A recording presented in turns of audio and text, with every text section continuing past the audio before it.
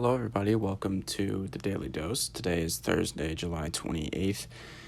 And today was a really interesting day. We had earnings for Apple and Amazon, and we also saw the GDP numbers came out, which was disappointing. So we've now had back-to-back quarters of negative real GDP growth, which is the technical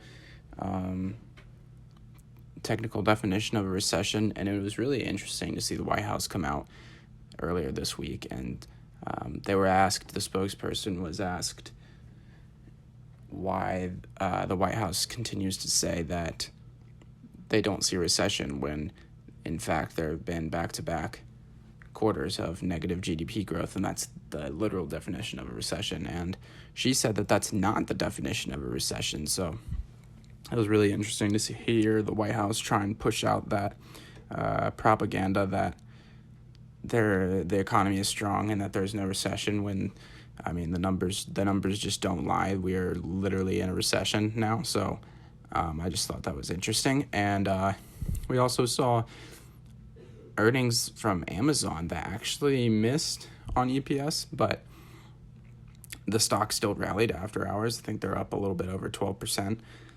And that was because I guess the market liked Amazon's outlook, and their cloud business is doing really well.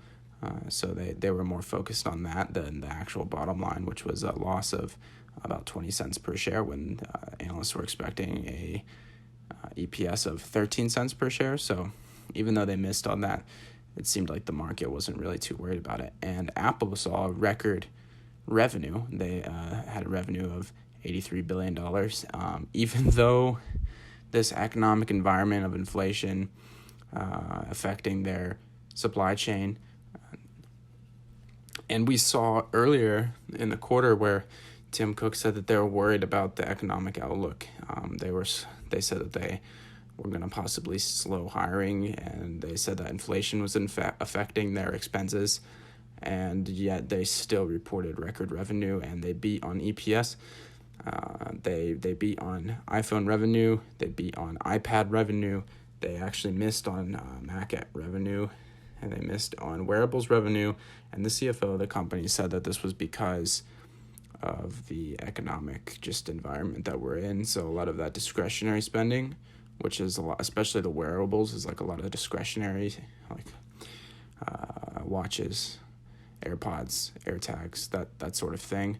And their services came in right about as expected. But really what this is showing me, even in this environment, people are still paying money for their iPhones. So that's not really even seen as like a discretionary expense in American households. And that's just like something you have to buy. So even in this horrible economic environment that Apple said was really negatively affecting them, they still beat on iPhone and on iPad. And I think they've been able to market the iPad in a successful way as no more of just that niche little quirky sort of device, and more so a device for work and creativity.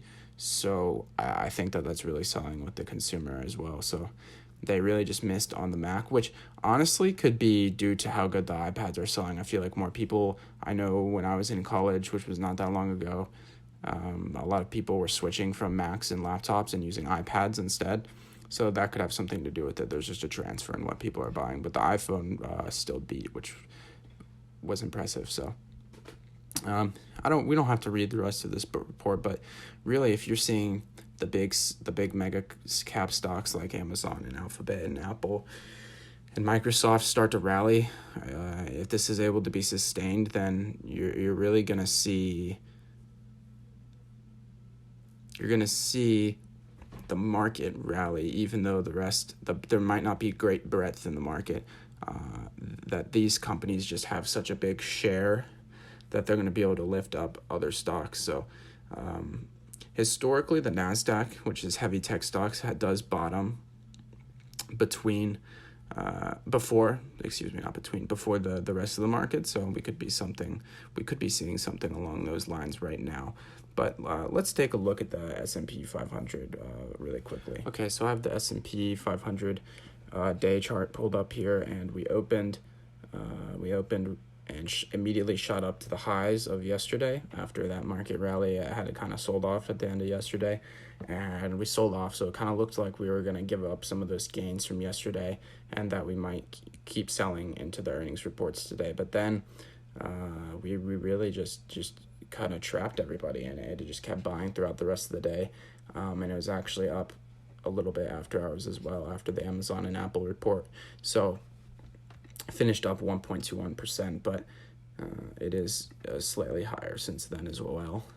Let's take a look at Bitcoin, because Bitcoin looked like it kind of faked everybody out, and now it's doing what we had expected it to do after it had initially broke through this channel. So Bitcoin is looking really strong, and it looks like it's going to head to that 28,000 to 30,000, which we were kind of expecting after it broke through this channel a little over a week ago. So Bitcoin is looking strong. The rest of the crypto market is moving with it. Ethereum is up as well. So we'll have to keep an eye on this throughout the rest of the week. But I'm going to wrap it right here. It's going to be really interesting to see what happens tomorrow. Do we keep seeing gains off of these earnings reports, even though they didn't necessarily blow out of the water? We'll have to see. So thank you for joining me today. Make sure to tune in tomorrow and this weekend, and I will see you in the next one.